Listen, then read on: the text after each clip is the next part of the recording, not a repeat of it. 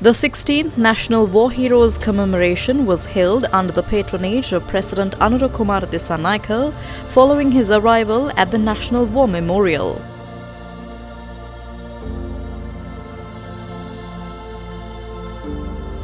The ceremony commenced after the President's arrival, with attendees proceeding on foot to the memorial site.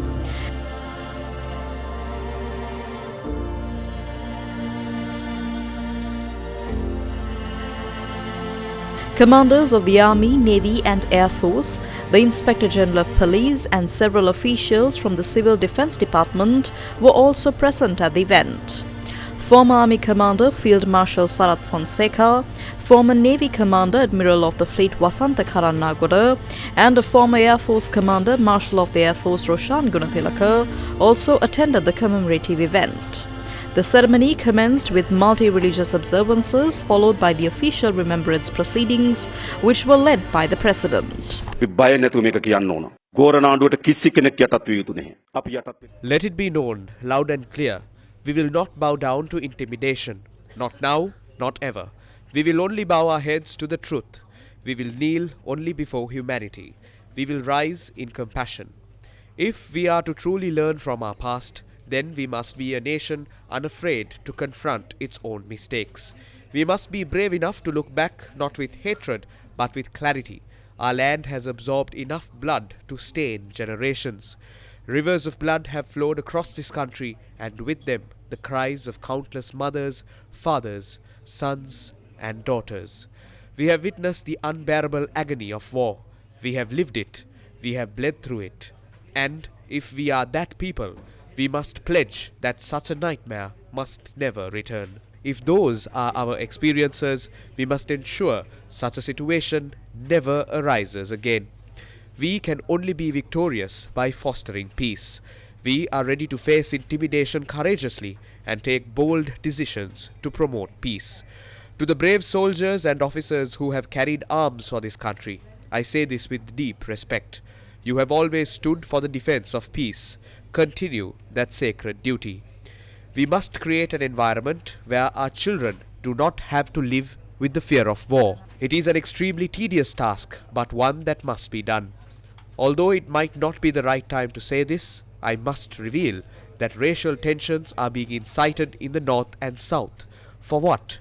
For power and nothing else. Ending the war alone has not given us total peace. What is total peace?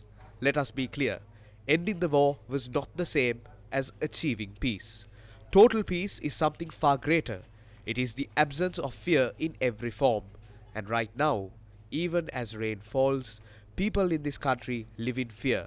In 4,900 homes across landslide-prone areas, families worry with every drop of rain. Are we free? Whenever conflict erupts somewhere across the globe, we tremble, worried about its ripple effects on our fragile economy, on our livelihoods. Is that independence? How can a bankrupt nation call itself sovereign? Where is our sovereignty? We are a nation that has lost its economic sovereignty. That is the truth. We are a nation without economic independence.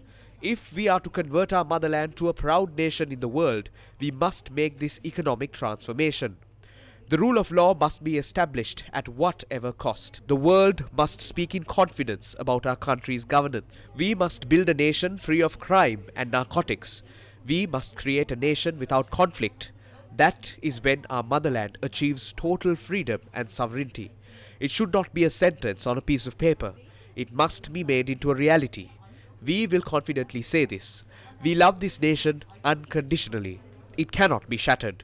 Neither can the love we carry in our heart for its people. A 2-minute silence was observed in remembrance of the heroes who sacrificed their lives on the battlefield. Following the moment of silence, a ceremonial drum tribute was performed in honor of the fallen, with the participation of musicians from the Army, Navy, Air Force, Police and Civil Defence Department.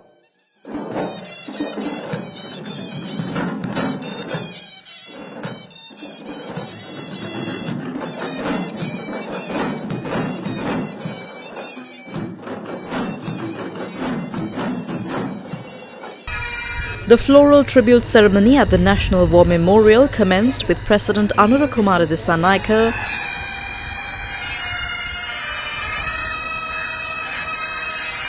laying a floral wreath at the memorial. Following the President, former Navy Commander Admiral of the Fleet Wasantha Karannagoda, former Air Force Commander Marshal of the Air Force Roshan Gunathilaka, and former Army Commander Field Marshal Sarat Fonseca also laid floral tributes in honor of the fallen heroes. Subsequently, Deputy Minister of Defence retired Major General Aruna Jayasekara and Chairman of the Ranaviru Seva Authority retired Brigadier Senarat Kohana offered their tributes. Thereafter, Defence Secretary Air Vice Marshal Sampath Thuyakonta and Secretary to the Ministry of Public Security Ravi Senaviratne paid their respects with floral offerings. Current commanders of the Army, Navy and Air Force also joined in paying their tributes at the memorial.